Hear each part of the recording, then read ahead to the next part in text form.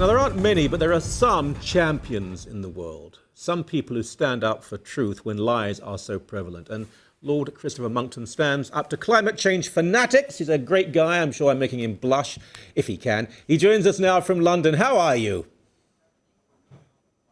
Well, I'm in fine fettle, and you won't be able to see me blushing because of the suntan I got down in Rio de Janeiro last week. Now, yes, that's a great segue. There was a conference, a gathering in Rio, and you weren't there, I suppose, to cause trouble. Tell me all about it, please. Well, this really was the funeral for the environmental extremists. The UN 20 years ago had held the Great Earth Summit of 1992. Leaders of the world from all over the place had gone, and everybody had had huge fun setting up a thing called Agenda 21, which was going to give the UN control of the global environment and was going to form the basis of what might eventually become a global government. And you will have heard quite a lot of voices over the last few years talking with increasing loudness and excitement about the idea of global governance, not something that the people want, but the governing class would love it. Anyway, the Rio Plus 20 conference was supposed to be the next stage in this process of putting the environment right at the heart of the new system of global governance.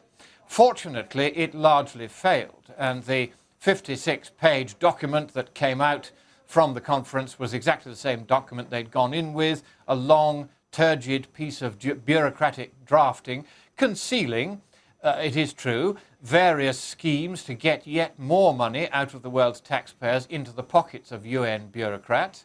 But overall, this conference had the mark of death upon it. It was like being at a funeral. There was virtually no laughter except among our group at the Committee for a Constructive Tomorrow, and our job was to go there and tell people they didn't need to worry about the climate.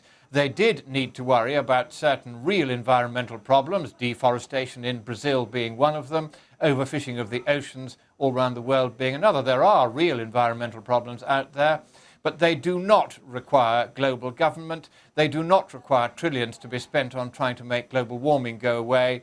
These are problems that can be dealt with certainly by international cooperation, but on a limited, proportionate and affordable scale. That was our message. It's interesting it was in Brazil, because here's a country that the economy is expanding quickly. It's becoming, in a way, almost an economic superpower. And part of that is industrial expansion, which of course must drive the eco-fanatics crazy, but it's liberating so many people in that country and giving them a standard of life they couldn't have even dreamt of maybe 15 years ago. Well, that, I think, is one of the key points that the hard left, the Marxist left, don't understand when they produce their endless series of tedious books from Paul Ehrlich onwards about so-called overpopulation. The only countries where you'll get a very rapid growth in population are poor countries. And those poor countries that want to stabilize their population have learnt by now that the fastest and surest way to do that is to raise the standard of living of the general population. And that, of course, takes industrialization and electrification. It takes development. And that development, of course, must be done in a way which is respectful of the environment. Of course, it must be done in a way which can be sustained. You really don't need this sort of preachy UN speak about sustainable development. It's up to individual countries to decide for themselves whether and how they exploit their natural resources to bring their populations up to a standard of living that we in the West have always been able to take for granted. If they succeed, then they will stabilize the world's population, and then and only then the environmental footprint of humankind will be reasonably contained. If, on the other hand, they go down the route that the left were still trying to advocate at Rio, impoverishing those who are wealthy and keeping poor those who are already poor, that is a recipe for endless increases in global population and ultimately of widespread environmental disaster. So now a more mature feeling is abroad. Governments have begun to realize that listening to the hard left on the environment is no more sensible than listening to them on anything else, that instead proper thought and proper research should be done, and that we should not allow ourselves to fall in the hands of lavishly funded environmental factions such as Greenpeace and the Worldwide Fund for Nature. These organizations, which between them spent $2 billion on propaganda, mostly about climate change, just in the United States alone last year. These organizations, which now almost have the wealth of governments at their disposal, these organizations are no longer credible.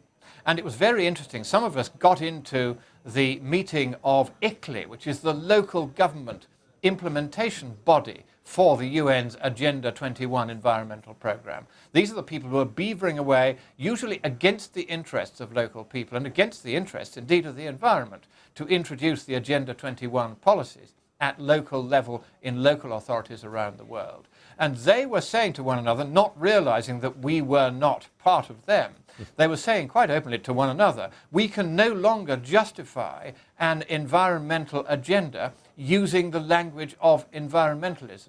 We can't any longer use the word green, we can't even use the word environment. These have become dirty words. Why have they become dirty words? Not because the environment is in need of help, but because the left have pushed this so far that the world's population has frankly got fed up. And that feeling was very clearly conveyed to the very few world leaders who bothered to turn up in Rio. David Cameron here in Britain, President Obama in the United States, Stephen Harper in Canada, they did not go. They knew perfectly well that this was not a conference to be seen at, it was a conference to steer clear of. And this marks a very big change. And I think now, Michael, that we're going to be able to survive in the West, we're going to be able to survive the environmental movement after all. They are no longer ruling the roost, they're going to be put back in their box, and they will have to take their turn with the rest of us. Wonderful and optimistic way to start the week and to start this month. As ever, thank you so very much indeed.